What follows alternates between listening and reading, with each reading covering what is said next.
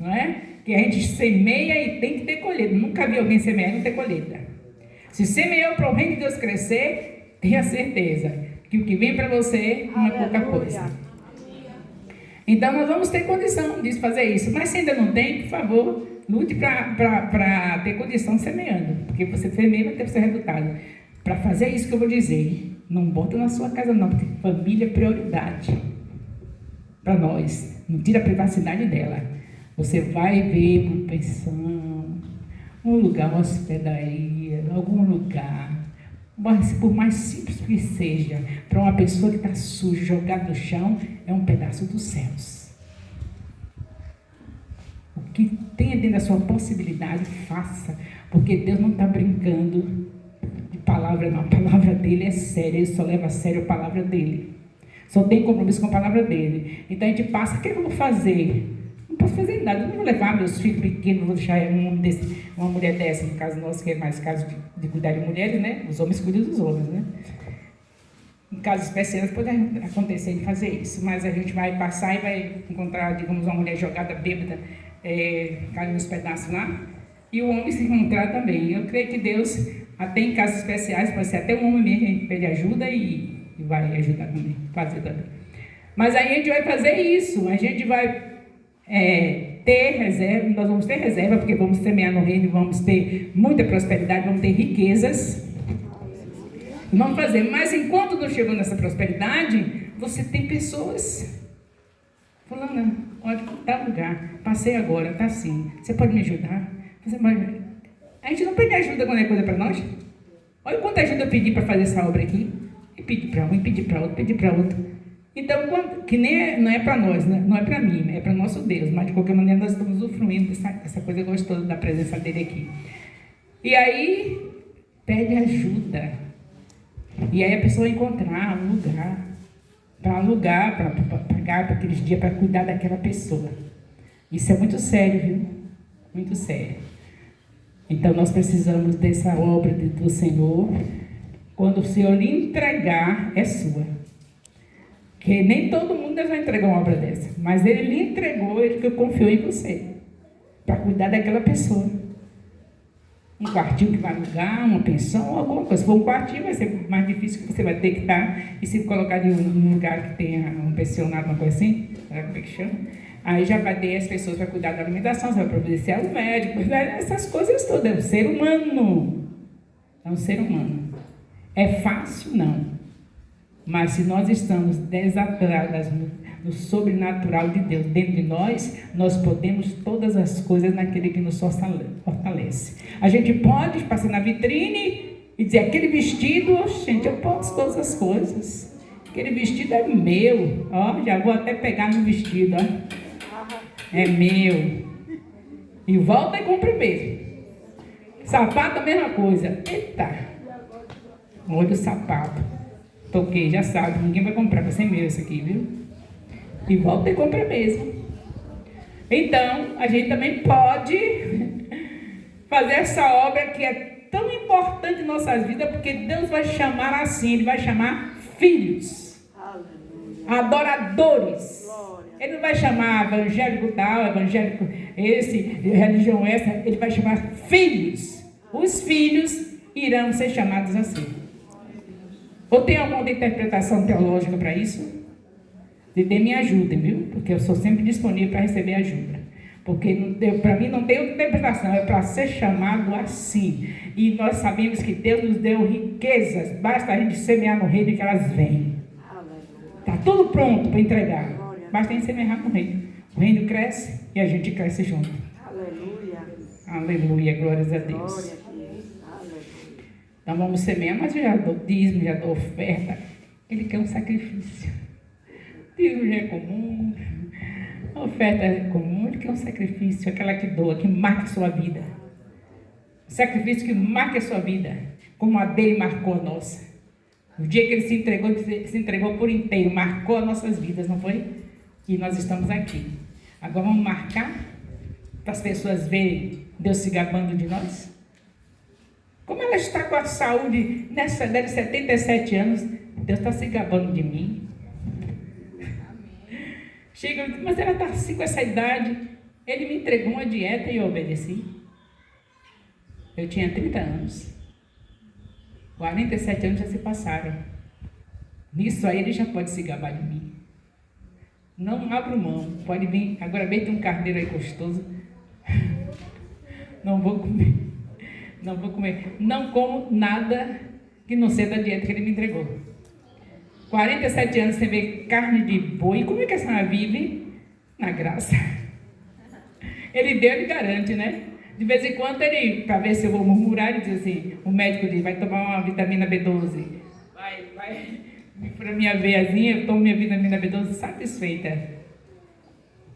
Não tem murmuração. Aí, o senhor me deu uma dieta dessa, agora eu estou tomando, tem que furar minha veia para tomar vitamina B12? Não, eu tomo minha vitamina B12 feliz. Porque foi ele que tirou carne de boi, carne de sertão, calabresa, salsicha, esses negócios todos. Tirou tudo. O que é que a senhora come então? Até uns 5 anos atrás ainda comia frango, agora só é peixe. Nem sei se ele vai tirar o peixe. Estou vivendo o sobrenatural total, porque tem que ter a proteína animal, né? Para ser o sobrenatural maior ainda, eu vou ter que viver sem peixe, porque ninguém pode mais, depois que o pecado entrou, ninguém pode viver sem comer a proteína animal, né? Mas, se ele quiser fazer esse desatar desse sobrenatural, eu vou até gostar, porque já estou assim, olha. Quando eu como as frutas, eu fico salivando quando vejo as frutas. Mudou minha natureza, entendeu? Eu não sou mais pessoas iguais a vocês. Eu fico salivando quando eu vejo maçã, quando eu vejo a manga, quando eu vejo as frutas. E quando eu vejo essas coisas, carne de boi, carne de sei o que lá, vixe, misericórdia. Para mim não é nada, se for até insistir de ficar olhando, é capaz de ter náusea. Já mudou. Porque a primeira dieta foi essa, né? Eu voltei para aquela natureza do Éden. Que a primeira dieta era assim, não tinha carne. Ninguém comia morto. Você já pensou? A gente come morto. A gente come morto. E naquele tempo, antes do pecado, não tinha nada de comer morto lá no Éden, era comer o vivo. Você tem a mesma... Como é que chama? Dentro de você, o material seu é outra palavra. É a mesma da terra. Nós não viemos dela? Do pó? Então, a constituição química, né? É a palavra assim? Constituição. É uma palavra assim. A composição química da terra é a mesma minha. Então eu já estou assim, ó. Quando vejo a maçã, estou salivando, quando eu vejo. Porque é a minha origem, a nossa origem. E Deus está se gabando de mim. Viste minha serva Rai? Ela não tem mais prazer no morto, só quer saber do vivo. Até o peixe eu como, eu gosto de peixe, mas eu como assim. Seria melhor que não tivesse nem ele, né, Senhor? Só as frutinhas. É uma leveza, uma coisa tão diferente. Uma leveza, de vez em quando passo os dias sem comer o peixe, mas não posso abusar muito da bondade, que eu estou na terra ainda, né? E as autoridades médicas dizem que tem que comer a proteína animal. Então eu passo uns dias assim, mas não fico direto. Aí dou uma parada, depois eu volto a comer o peixe e ovos. Então tem muitas coisas que Deus está se gabando da gente. Vocês também têm seus motivos aí. Vocês vão ter a oportunidade de ter o testemunho, quem quiser testemunhar, para mostrar o que Deus está se gabando de você.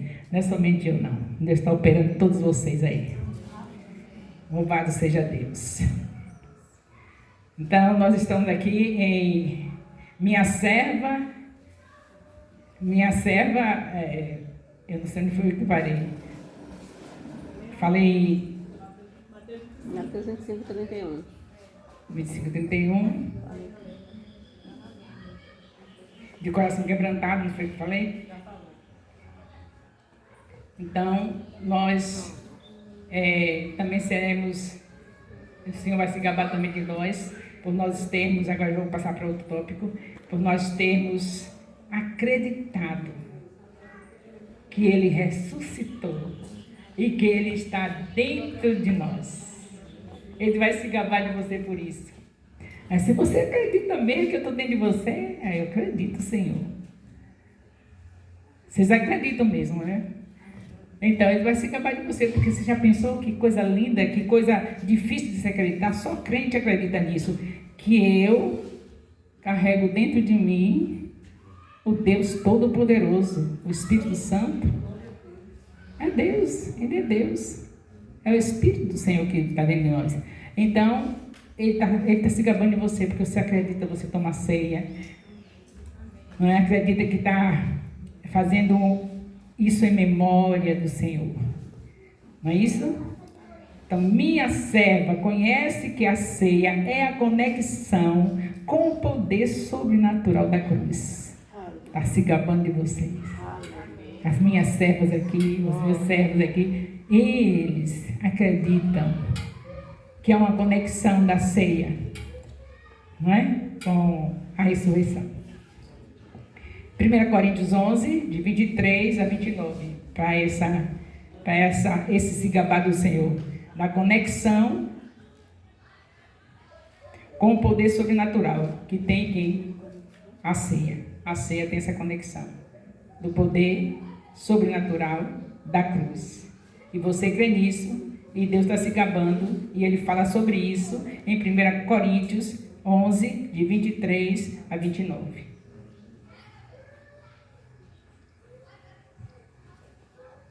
Então, há poder da ressurreição dentro da minha serva, do meu servo. Está se acabando. Você está acreditando, né?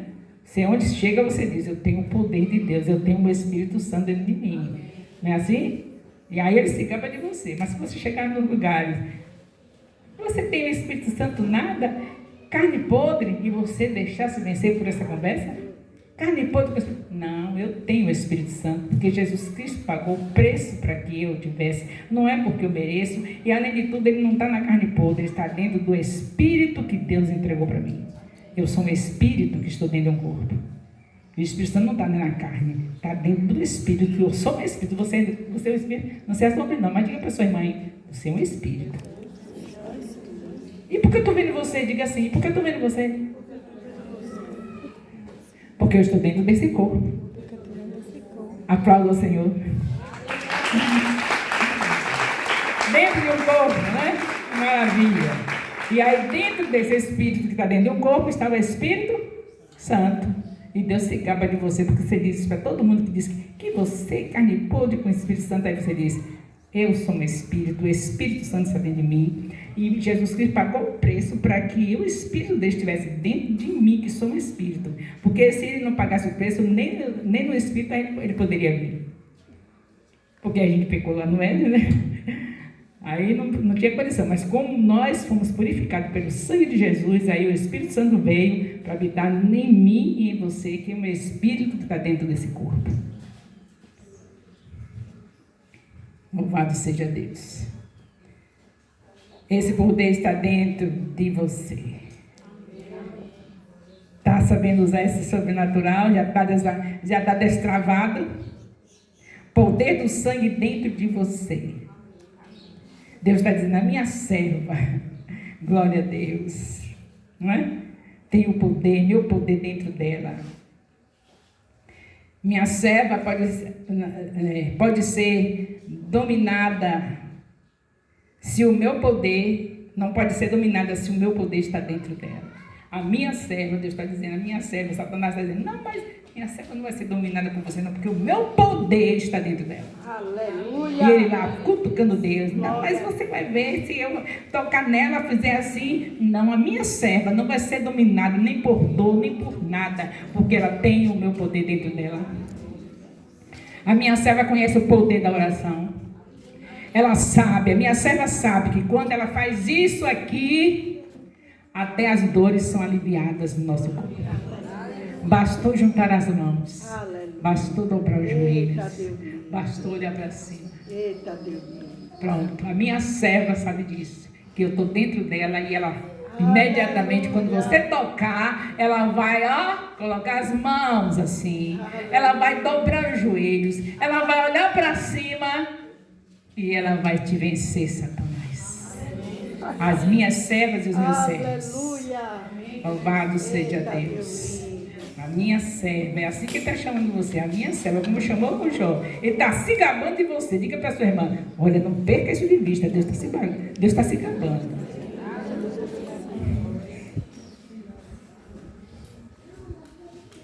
Nós não estamos aqui por acaso, nós temos algo a fazer. Nós estamos numa igreja em céu, no modelo dos 12, é uma igreja apostólica, não é? E é somente apostólica? Efésios 4, 11, 19. Tem só apóstolo? É completa. Efésios 4, 11. Efésios capítulo 4, de 11 a 19. Vocês vão ver que uns para apóstolos, não é? Outros. Alguém sabe? Fala alto. Para profetas. Para evangelistas. Então todos têm que fazer? Aqui está rico, está tudo completo. Tem todo mundo que tem que fazer. Tem evangelista, tem profeta. Aleluia. Glória a Deus, né? Glória a Deus. Cristo vive em mim. Diga para sua irmã, olhe. Não fique ciumando não. Mas Cristo vive em mim.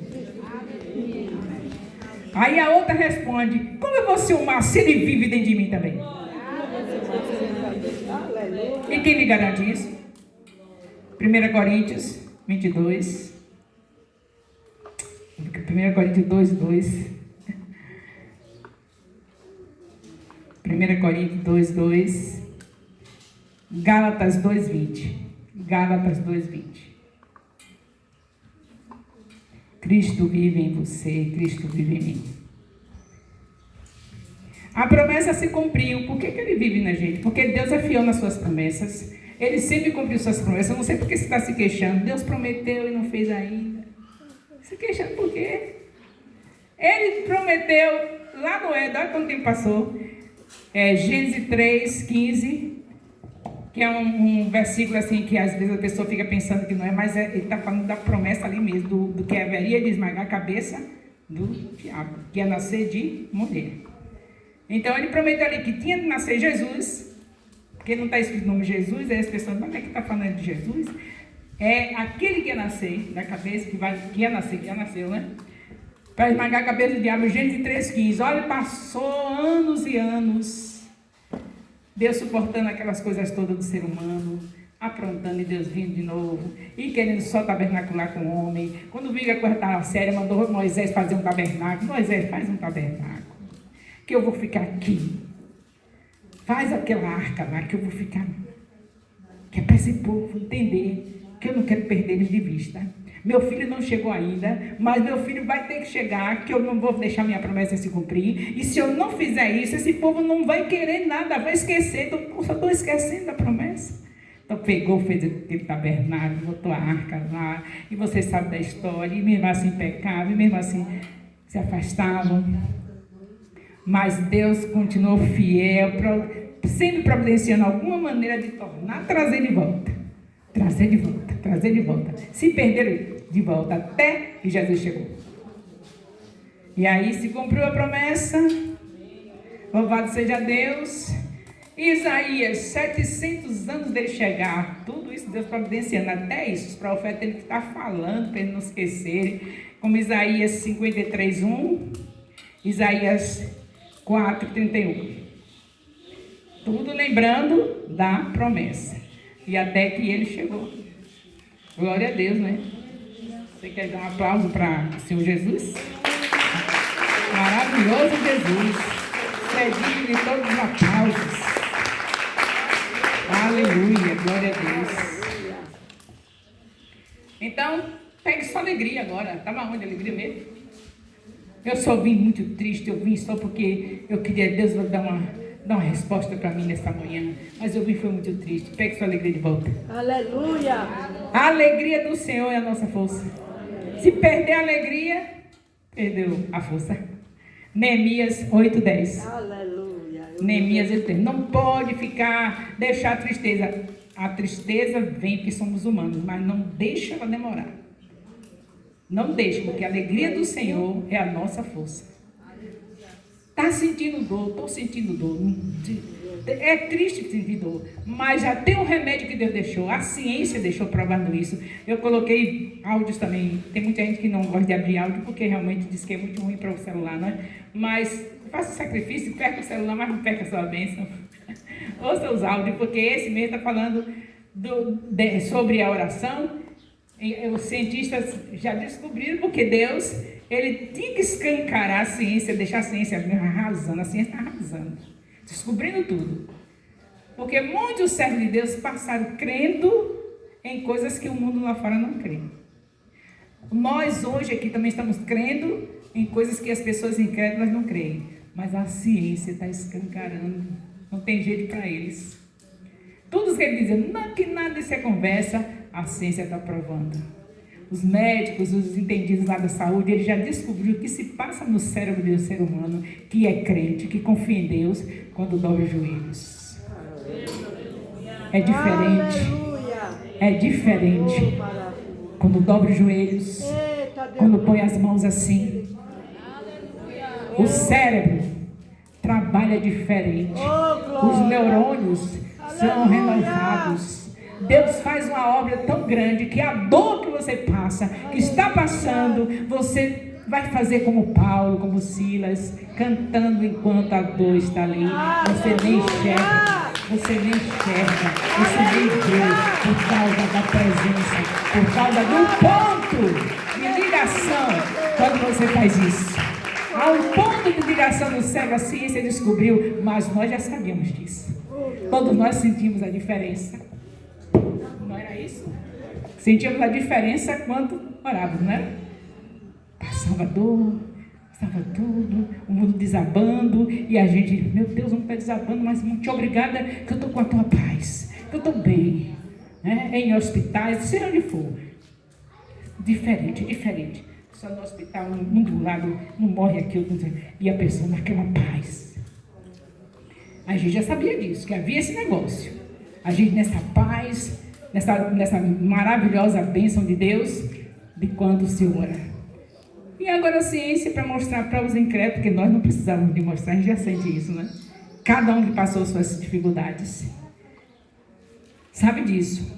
Aqui nesse lugar, que hoje é um acampamento, já temos anos que é acampamento, mas antes de ser acampamento, eu passei momentos difíceis. Gente, uma banda da tireoide, e eu não sabia que era uma banda só.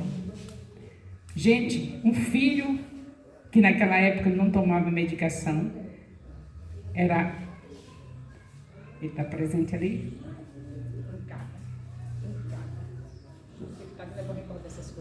Arrancada. E debaixo daquela mangueira, eu descia, depois que passava ali no rosto, e ia pegar as crianças para cantar com elas. No princípio fez Deus os céus e a terra. Era isso que eu fazia. Mas por quê? Porque isso que os cientistas, a ciência está descobrindo hoje, eu já não tinha explicação, eu só sabia que Deus me dava força. Na ciência não tinha explicado nada, mas sabia. Quando eu faço isso, quando eu olho para os céus, peço socorro, e Deus faz isso, e eu desço e vou trabalhar com as crianças, ninguém sabia de nada. Só quando eu vi os gritos, as coisas dele muito forte, que via, e teve vezes que eu tive que sair para me recolher, porque a gente tem que ser prudente, deixar passar a crise, eu na casa das pessoas. Anos, pessoas vindo de dentro da cidade, Bispa Marinalva me socorreu algumas vezes. Por favor, Bispa, chega aqui. Acabando com tudo. Da janela, mas pá, sozinho em Deus. E aí chamava, Deus dava socorro, né? Orava e também fazia parte, que a gente tem que ser prudente. Ora e Deus dá ideia. Chame fulano, chame ciclano. Paulo, o homem de Deus, cheio do Espírito Santo, ele teve ajuda de pessoas. Não é isso? No ministério dele. Então, eu sentia isso e vocês, vai ter o testemunho de vocês daqui a pouco. E vocês? Imagine quantas coisas vocês já venceram e agora a ciência chegou, dizendo para o incrédulo, olha, esses crentes aí, quando eles oram, a gente faz a tomografia, faz não sei o quê, lá e vê como é que fica o cérebro deles. Pegaram crentes falando em línguas, fizeram o exame, a tomografia, né? Sei lá. Esses exames que são sofisticados, eles fazem e veem. Bota aí o crente, está lá empolgado. Aí, eles fazem o exame e veem como fica o cérebro da pessoa quando está no sobrenatural de Deus. Quando está de joelhos, quando está de mãozinha assim. Eles descobriram tudo. Para os que não acreditavam, ter mais uma chance. Não chegar diante de Deus e dizer, eu não acreditei porque eu não via nada. Não, você via meus filhos e ainda viu a ciência escancarar para mostrar que realmente o que meus filhos sentem, a minha presença, sou eu na vida deles. Então você não tem desculpa para me dar. Ninguém vai ter uma desculpa para dar diante de Deus. Eu não sabia, não precisa de crente lá, uma zoadeira, negócio de línguas, negócio de dizer que Deus curou isso, curou aquilo. Você não sabia, não? A ciência escancarou a ciência. Para mostrar o que se passa na vida dos meus filhos e você dizer, então agora eu creio. A ciência está falando, agora eu creio. E nem assim você disse, eu creio. Então vamos correr atrás, porque ainda tem aqueles que ainda vão se converter e não vão ficar assim, na incredulidade. Vamos correr atrás. Tem pessoas que agora estão vendo que realmente ser crente é viver o sobrenatural. Nós vivemos o sobrenatural. E ele nessa manhã está destravando mais. Porque ele não gosta, ele não para, né? A igreja, ele vai aumentando a dose. Está destravando. Então pegou a sua alegria de volta? Aleluia. Pode ir pegando. Porque você já venceu ursos. Quantos ursos você já matou? Só foi Davi, é? Na linguagem figurativa, né? Que chama? Nós tivemos problemas parecidos com o ursozinho. A gente passou por cima. Venceu. Aleluia. Teve uns problemazinhos como o leãozinho que vem atacar. Passou por cima. Agora eu tenho uns problemas como o gigante Golias. Na linguagem figurada, né? Um gigante aí tá uma coisa terrível, difícil. Meu Deus, dessa vez não. Mas Senhor, diga como Davi, mas Senhor, eu já matei urso. Eu já matei leões. Agora eu vou matar também esse gigante. Você vai matar esse gigante. Porque Deus não tem estrelinha na cabeça, na testa de Davi, nem nenhum daqueles que estavam na Bíblia. Basta ter a fé que ele teve. Davi não foi o único, só basta ter a fé que ele teve e teremos muitas Davis e muitos Davis. Matando urso, matando leão, matando gigante do Golias, não fica um. No nome de Jesus. Destravando o sobrenatural de Deus em mim. Agora você vai dizer, Senhor, destrave o sobrenatural do Senhor em mim. Mais, Senhor, destrave mais. Não estou satisfeita, não, quero mais. O que você fez com os acontecimentos que houve para você chegar até aqui? Você já matou um gigante aí. Hoje tem gente matando gigante. Não foi fácil, não foi? Eu digo por mim, não foi fácil para chegar até aqui. Aí, até o negócio do paredão, eu durmo que não vejo nem paredão. Pois ontem eu não fiquei vendo, sem poder dormir por causa do paredão. Que é para poder não acordar no horário, né? 3 horas da minha acordou com paredão, sem paredão. Dormi tarde por causa do paredão que fica dentro da minha casa, aquela zoadeira. Toda vez que tem, eu aposto, minha filha, você roncou com esse paredão? Eu disse, foi, ronquei com paredão, não fiquei paredão nenhum. Mas ontem, como ele não estava em casa, eu acho que é isso, a gente não sente muita segura. Aí demorei mais de dormir, e fiquei ouvindo e demorei de dormir. Mas Deus me acordou no horário certo, 3 horas da manhã. O gigante caiu por terra. O Golias era o paredão, querendo deixar ela a noite toda acordada. Mas Deus entrou em providência. E eu acordei, graças a Deus, estamos aqui. E você, na hora do testemunho, vai contar o que aconteceu para vocês chegarem aqui, porque eu sei que cada um teve suas novidades. Mataram o gigante, mataram tudo aí, e graças a Deus estão aqui. Matando Golias. Não importa o que acontece. O que importa é o que você vai fazer com os acontecimentos. Está acontecendo o que mesmo? Eu não estou me incomodando não, porque o meu Deus diz que é o Deus do impossível. Então, esse acontecimento, aos olhos do homem, é impossível, mas de Deus não é. Mas você não está se incomodando, esse negócio que está acontecendo agora, aí isso aí é demais. Esse aí você sabe que ele disse que é o Deus do impossível.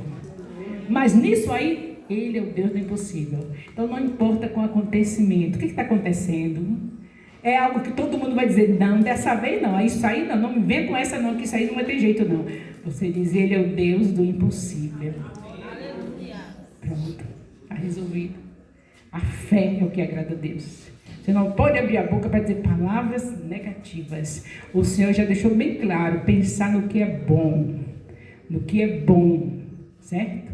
Então pensa no que é bom. Está todo mundo dizendo, nada, minha filha, Deus disse que Ele é o Deus do impossível. Mas tenha dó, isso aí não, pois é isso aí também. É do impossível, o que foi impossível com Ele. Amém? Amém. Você acredita também que Ele é o Deus do impossível? Amém. Então aplaudo, porque Ele é o Deus do impossível. É o Deus do impossível. Aleluia. Aleluia. Era impossível sair com vida desse sítio. Era impossível sair com vida desse sítio. Porque dentro da medicina não existe uma pessoa viver até os 63 anos com a bunda da tireoide. Porque ela controla tudo. Então, tudo que eu sentia, eu dizia, o Senhor disse que cura toda doença e enfermidade. Cada sintoma esquisito, eu acordava na madrugada, quer dizer, com outro problema e com esse problema. Problema no meu corpo e problema de trabalhar com um filho especial. Aí eu acordava na madrugada.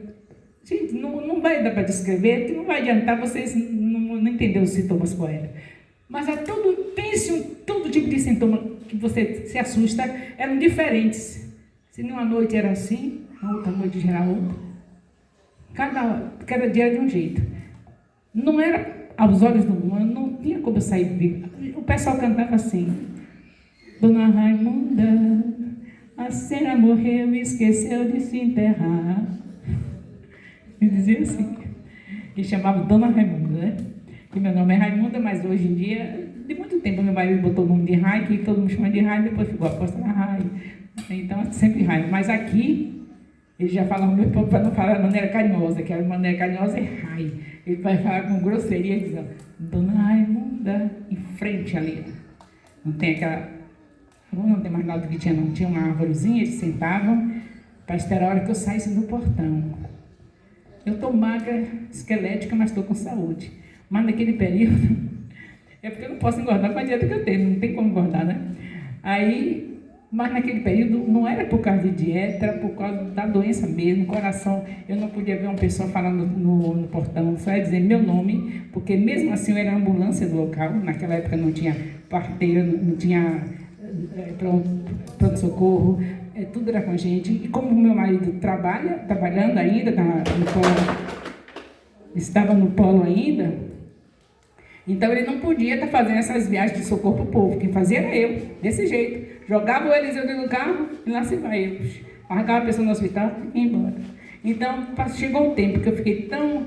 que quando a pessoa estava no portão, o coração disparava. Por causa dos problemas da tireoide e tudo.